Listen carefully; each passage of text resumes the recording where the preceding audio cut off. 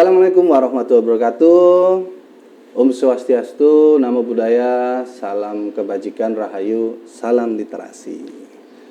Kembali lagi di sini Arsa Sambo di program B1 Bincang Bersama Tokoh.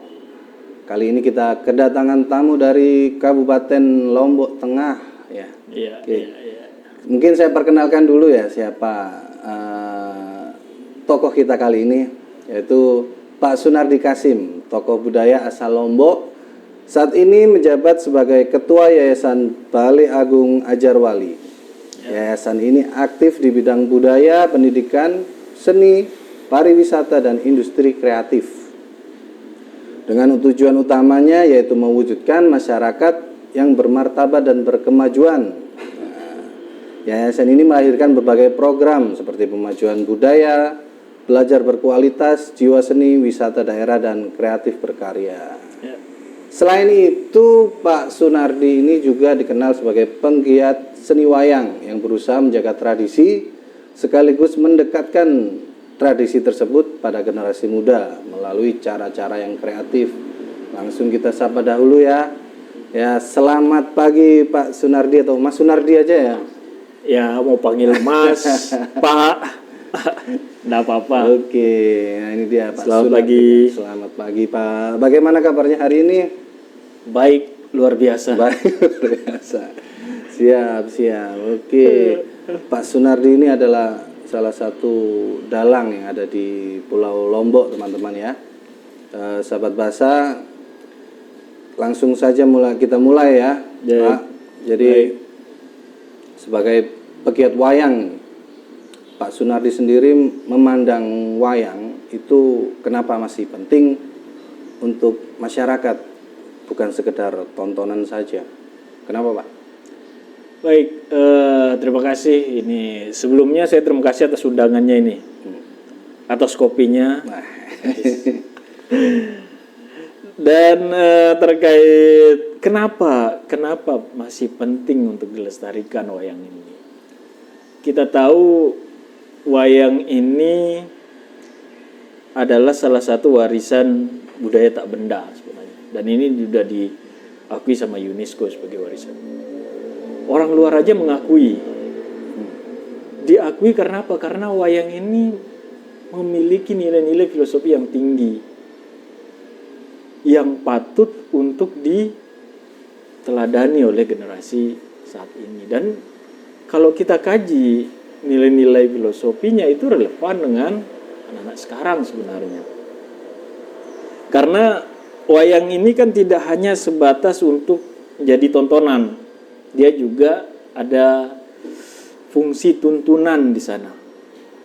Dulu wayang kan dijadikan media sebagai syiar dakwah kan. Kalau di Lombok sendiri wayang Sasak itu dijadikan oleh syiar dakwah oleh para wali. Sunan Prapen dulu untuk menyebarkan agama Islam di Lombok. Nah, sekarang ini wayang ini kembali kita angkat ke generasi muda untuk menciptakan rasa bangga lagi mereka kepada sebuah karya warisan leluhur di zaman itu ya, yang tidak dimiliki oleh negara-negara lain. Iya kan? Mungkin di Malaysia baru-baru ini katanya ada wayang. Namun sudah saya sempat ke sana, ternyata itu Thailand yang punya. Ya notabene wayang ini adalah hasil karya leluhur kita awalnya. Makanya diakui oleh masyarakat dunia. Nah, dari kebanggaan itulah yang ingin kita sampaikan ke generasi muda bahwa leluhur kita sudah menciptakan sebuah karya yang diakui sampai sekarang. Nah, kenapa generasi muda sekarang itu, bagaimana dengan generasi muda sekarang? Bisa tidak dia menciptakan sebuah karya yang seperti itu, yang diakui oleh dunia misalnya, Kalau tidak dan bertahan lama. Ini dengan mengangkat kembali wayang ini untuk memotivasi mereka juga sebenarnya. Supaya menciptakan sebuah karya yang diakui oleh dunia. seperti halnya wayang. Menjaga keberlanjutan wayang itu Iya, sendiri. keberlanjutan wayang itu sendiri. Dan cerita-ceritanya juga seperti apa yang saya bilang tadi, banyak nilai-nilai filosofi yang terdapat di dalamnya. Contoh misalnya kayak Jayeng Rane misalnya, kalau di wayang Sasak yang sudah ada sekarang, Jayeng Rane. Orang disebut Jayeng Rane itu, Jayeng Rane berarti jaya di medan laga. Orang baru disebut namanya Jayeng Rane yang jaya di medan laga ini, dia harus mampu menaklukkan beberapa beberapa raja atau beberapa raja yang disimbolkan sebagai apa ya, sifat-sifat manusia sebenarnya. Misalnya Jayeng Rane harus menaklukkan Maktal. Maktal ini simbol dari Ajek. Ajek itu sikap yang baik. Jadi manusia itu harus bersikap baik. Terus kemudian dia harus menaklukkan Alam Daur, simbol dari amarah, kekuatan. Jadi dia manusia ini harus mengendalikan amarah. Harus bisa menguasai semua yang ada di situ ya. Iya, sifat-sifat itu barulah dia disebut Jayeng Rane. Oke. Baru dia akan disebut sama Wong Agung, orang yang agung. Wong Menak.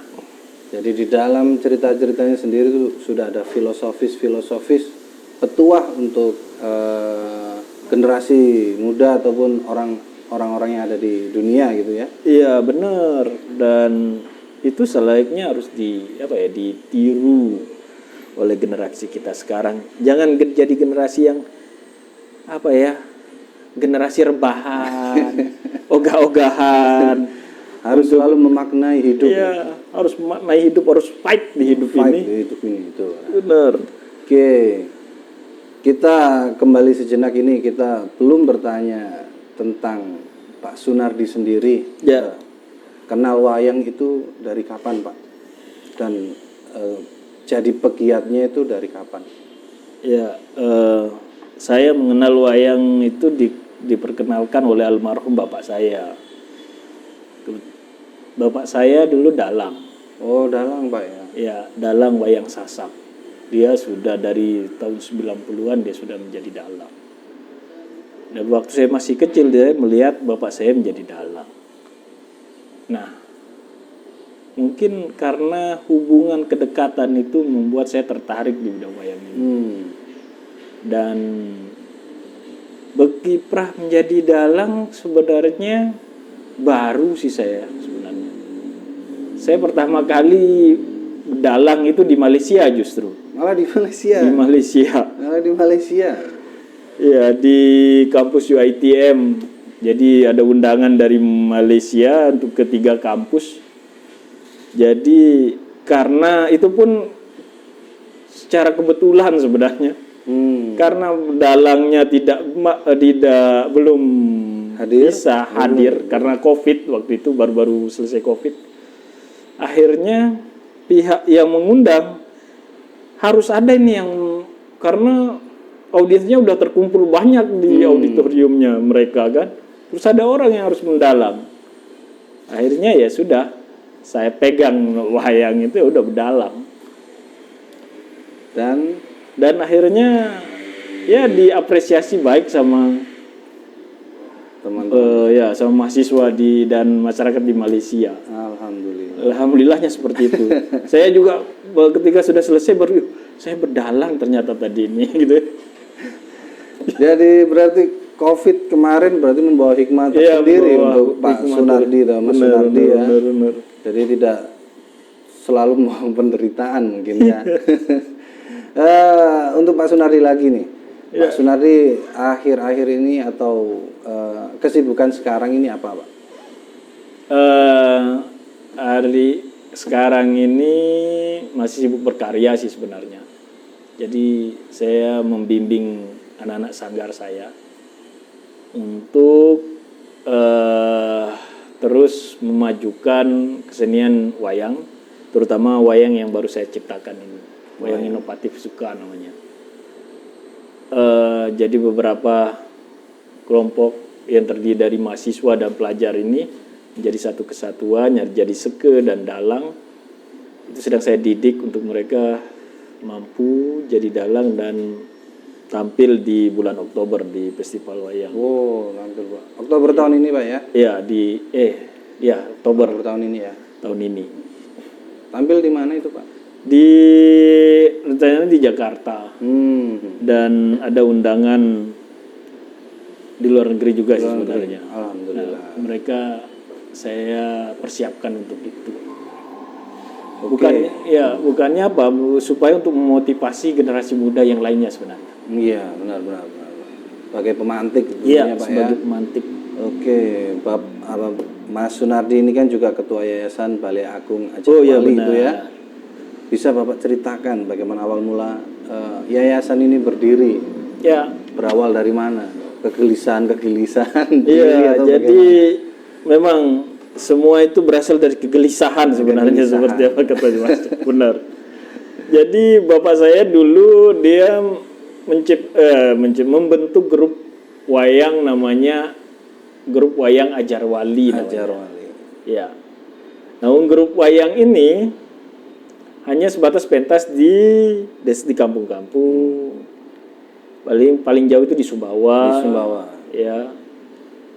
Nah, lambat laun saya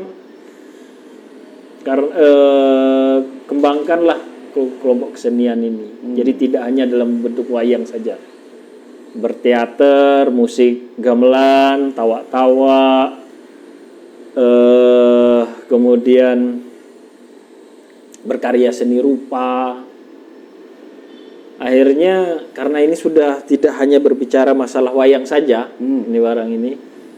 Akhirnya ini harus ada harus ada wadah yang lebih luas lagi. Tidak hanya sekedar komunitas saja. Jadi makanya saya berinisiatif untuk membuat yayasan.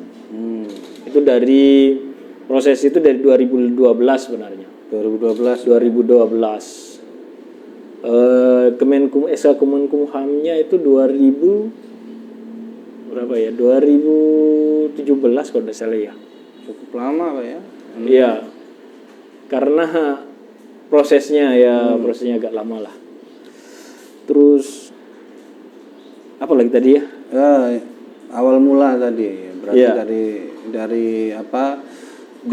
dari grup dari Bapak, kemudian akhirnya dikembangkan oleh Mas Sunardi sendiri menjadi sebuah yayasan yang isinya juga berbagai macam ya. Jadi nggak melulu tentang wayang. Oke. Dari banyak program tersebut seperti pemajuan budaya, belajar berkualitas, jiwa seni, wisata daerah sampai kreatif berkarya itu tadi ya. Jadi program mana yang paling besar pengaruhnya dalam pelestarian wayang atau kemajuan dari Yayasan Balai Agung sendiri? Balai Agung Ajarwali. Iya. Sebenarnya semua program itu disusun secara bersama sama tim sebenarnya, tim di yayasan kami. Dan semua itu untuk kemajuan sebenarnya tidak hanya ke wayang, seni tradisi sebenarnya. Seni tradisi. Ya, seni tradisi. Karena kita untuk pemajuan seni tradisi.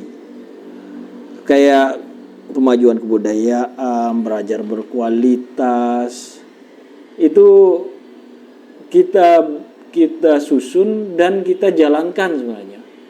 Ada beberapa program udah jalan.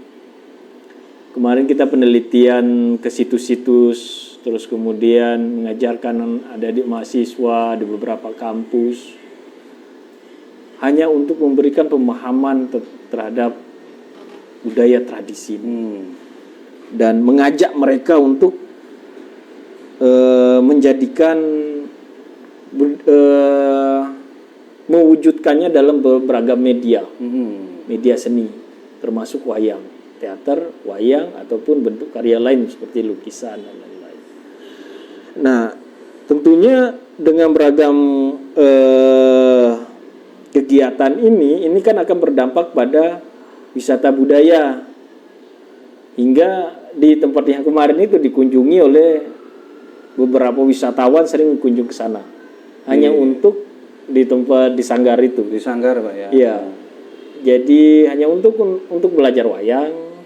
Ingin tahu. Ada juga peneliti yang ingin mencari tahu tentang kesenian wayang dan lontar. Tentunya ya. Berarti dari semua program itu intinya menjadi Satu kesatuan sebenarnya. Kesatuan dan untuk menyokong budaya tradisi. Terutama tradisi Sasak ya. Iya, tradisi Sasak. Oke. Nah,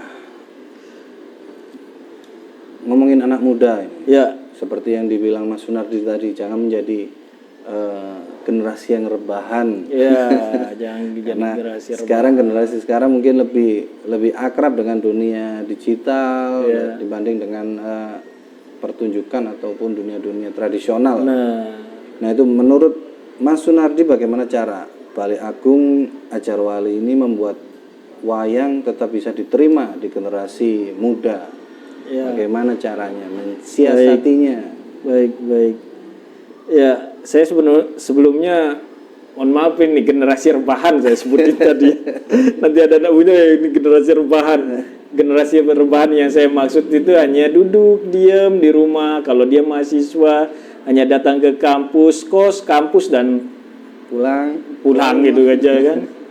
Rebahan, tidur lagi, scroll medsos gitu kan. Itu yang saya maksud generasi rebahan. Namun sekarang banyak juga generasi anak muda yang rumahan namun dia efektif. Dia produktif dari rumah. Ya, bukan generasi yang seperti itu. Yang rebahan-rebahan aja. Nah, jadilah generasi yang produktif walaupun di rumah, ya kan? Nah, di kami untuk jadi untuk generasi muda itu biar tahu bagaimana wayang. Untuk membuat generasi muda itu tertarik dengan wayang, saya membuat sebuah konsep sebenarnya. Yang saya sebut konsep pelestarian budaya. Samskerti Raksana namanya. Samskerti Raksana artinya? Artinya pelestarian budaya, itu dari bahasa Sanskerta sebenarnya. Nah, di mana konsep ini menggabungkan 3 elemen. Yang pertama itu seni, kemudian teknologi, dan gaya belajar sebenarnya. Gaya belajar. Jadi seni itu jadi untuk mempercantik, memperindah, untuk menjadi daya tariknya. Seni ini jadi medianya. Kemudian teknologi ini menjadi metodenya. Entah itu teknologi yang seperti apa, apakah dia bentuknya audiovisual atau pakai AR atau pakai teknologi yang dekat sama anak muda sekarang. Terus kemudian gaya belajar ini yang paling penting sebenarnya. Gaya belajar ini. Kita terkadang menciptakan sesuatu itu tanpa mempertimbangkan gaya belajar. Gaya belajar ini yang saya maksud kinestetik, auditory, sama visual. Ada orang yang dia baru mau belajar itu kalau melihat visual. Saya itu. Nah, melihat visual baru dia gampang untuk memahami. Dengan melihat visual. Ada orang yang tipikal auditory.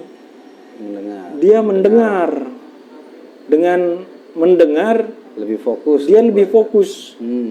Dia lebih baik daripada baca buku, lebih baik diceritakan. Diceritakan baru maknanya sampai. Dia memahami dengan hanya diceritakan. Pandai mencerna. Iya. Terus kemudian ada yang kinestetik. Yang kinestetik ini dia rasa nyaman. Dia membutuhkan rasa nyaman baru bisa belajar. Baru bisa dia terima. Kalau misalnya dia hadir di pertemuan tertentu, kalau dia tidak nyaman, tidak fokus, nggak bisa. Tidak bisa. Melihat keadaannya tidak membuat dia nyaman, dia tidak bisa belajar. Entah mungkin terlalu ramai atau terlalu sepi malah. Atau ada sesuatu yang membuat dia tidak nyaman, dia tidak bisa belajar. Nah, ketiga gaya belajar orang ini yang kita adopsi ke dalam teknologi dan seni yang kita buat. Bagaimana karya yang kita buat itu dia harus orang melihatnya nyaman, seneng, dan auditory hingga tampilan audio ketika dipentaskan itu sampai ke mereka. Makanya saya menciptakan wayang, terus kemudian ada teknologi. Untuk saat ini dalam bentuk teknologi augmented reality. Oh, ada augmented reality. Augmented reality. Jadi ada aplikasi untuk mendukung wayang ini dalam bentuk teknologi augmented reality. Kalau wayangnya di scan gitu, muncul 3D. 3D-nya wayangnya dia. Muncul 3D wayangnya. Dan juga penjelasannya atau gimana? Dan penjelasannya. Kalau mereka balas baca pun nanti tinggal klik ada soundnya. Ada soundnya, ada suaranya yang akan menjelaskan.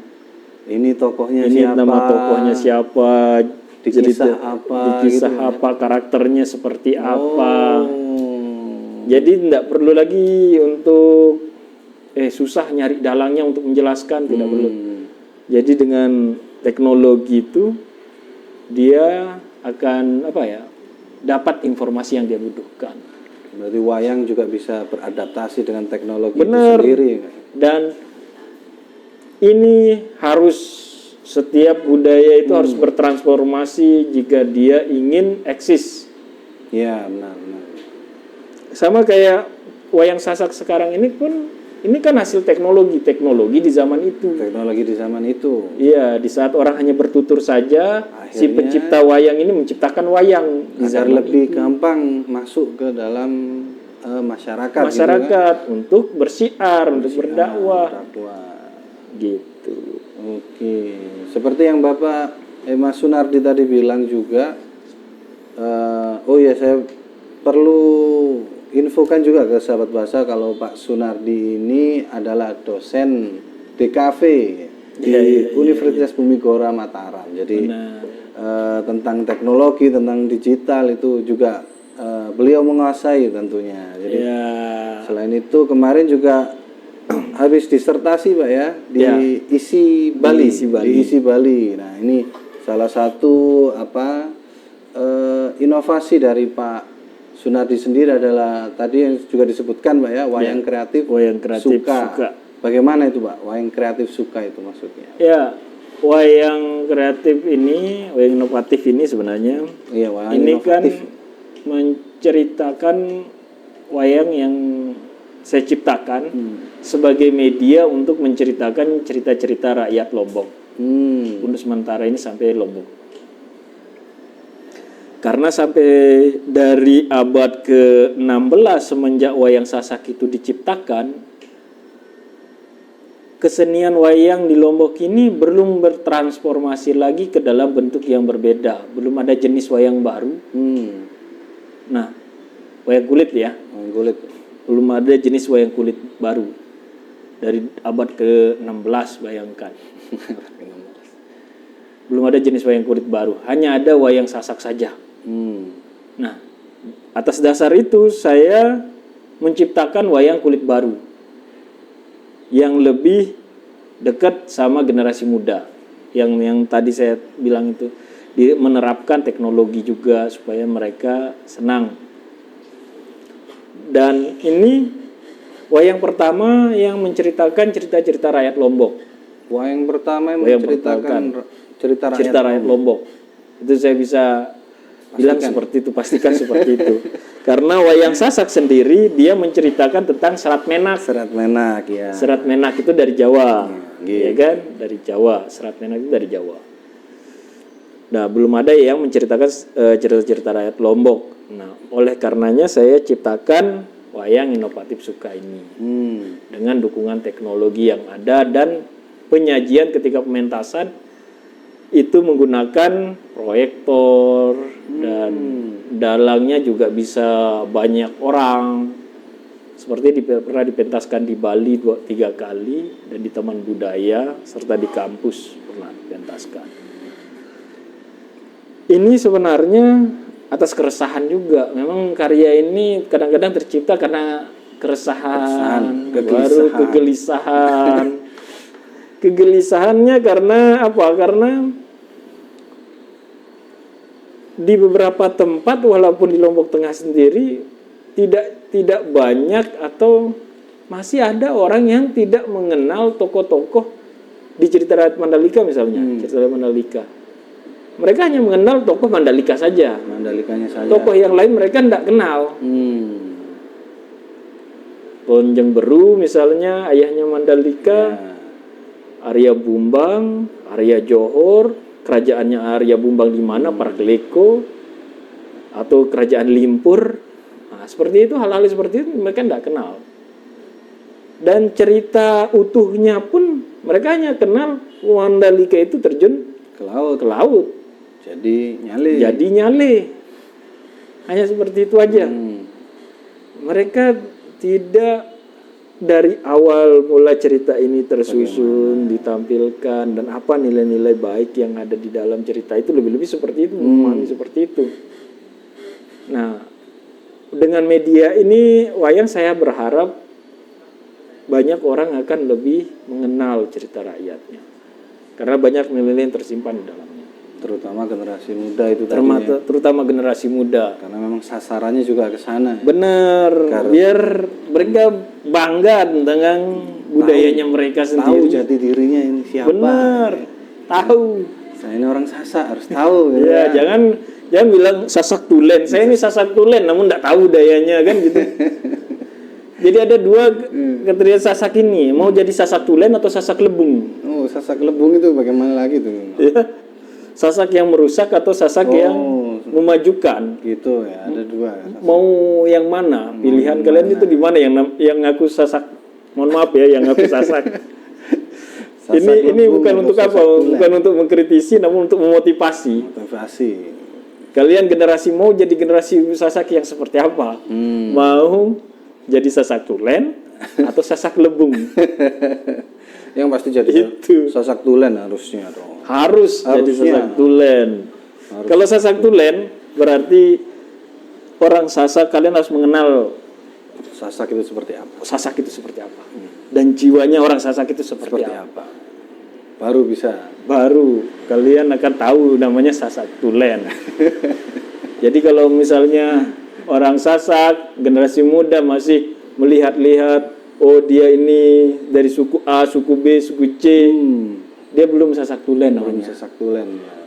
Kalau dia masih melihat agamamu siapa, agamamu apa, kepercayaan agama apa, saya apa, kepercayaan dan lain-lain, berarti dia bukan Sasak Tulen. Belum. Secara praktisnya seperti Belum itu. Sasak Tulen.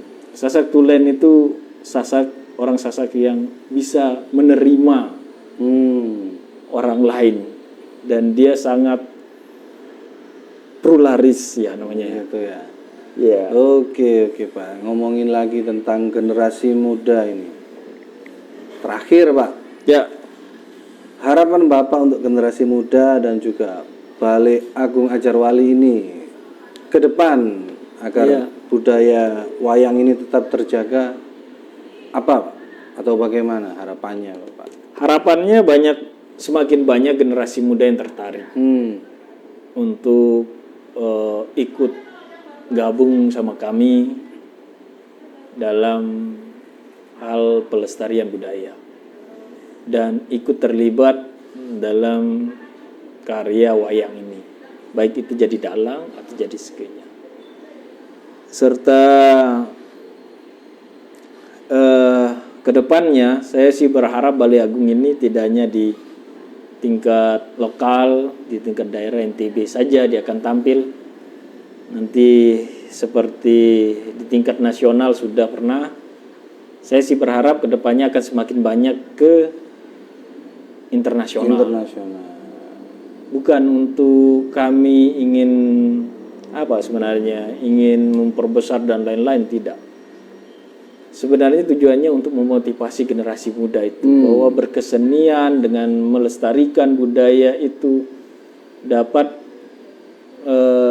membuatmu jadi apa ya? Jadi ya memberikan efek lebih lah. Efek lebih. Ya, jadi segi mental dan lain-lain. kasih. Oke, itu ya. Nah, itu tadi. Jadi pelestarian tradisi di tiap daerah itu memang hal yang signifikan tentunya. Jadi dengan kita menjaga tradisi itu juga, maka budaya kita juga terjaga dan pasti juga ada efek baiknya bagi Benar. daerah tersebut. Benar. Contoh misal efek pariwisatanya nanti mungkin akan terbangun. Benar. Dan mau tidak mau nanti juga efek ekonominya warga sekitar daerah tersebut juga pasti akan terbangun dengan banyaknya orang yang ingin tahu lah. Benar. Seenggaknya itu orang yang ingin tahu ya. Jadi seenggaknya orang ingin tahu pasti akan ke sana melihat, oh seperti ini tradisi sini, oh seperti ini budaya di sini. Jadi juga generasi muda diharapkan juga bisa terus belajar tentang tradisi-tradisi tersebut, budaya tersebut. Jadi tetap terjaga keberlangsungannya, kelestariannya.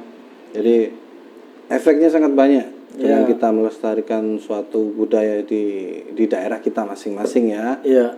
Dan ini saya tambahin sedikit, ini pedoman bagi untuk generasi muda Sasak ini. Kita mengenal ada istilah pace, pacek, dan pacu. Ini pedomannya orang Sasak. Orang Sasak ya. Pace, kalian itu harus membaca. Terus kemudian pacek, itu kalian harus maknai apa yang kalian baca, dipahami. Dan pacu, jadi menerapkan sesuatu yang kalian pahami tadi. Itu sebenarnya sudah ada di konsepnya orang-orang Sasak itu. Pace ini bukan hanya sekedar membaca literasi dan lain-lain. Ini membaca situasi, membaca keadaan, peka dengan keadaan kita. Terus kita bisa memahami dengan kebutuhan sekarang ini seperti apa. Terus pacu. Lalu peran kita di posisi yang mana? Ketika kita sudah melihat keadaan, memahami keadaan ini, lalu peran kita itu harusnya seperti apa? Untuk memajukan kebudayaan dan memajukan diri sendiri dan memajukan bangsa ini. Itu dia. Pace, pacek, dan pacu. Atau mungkin kalau dalam agama Islam ikro. Oh iya benar ya. Ikro itu ya di agama Islam sudah ada. Di lontar itu sudah ada. Itu bukan hasil dongeng gitu ya. Bukan hasil dongeng. Bukan hasil. Itu mungkin perluasan konsep dari hal tersebut. Iya, itu ada di lontar. Oke. Ya. Terima kasih. Baik. Mas Sunardi Kasim atau Pak Sunardi Kasim sudah mampir ke Balai Bahasa untuk ngobrol dengan kita. Terima kasih atas wawasannya.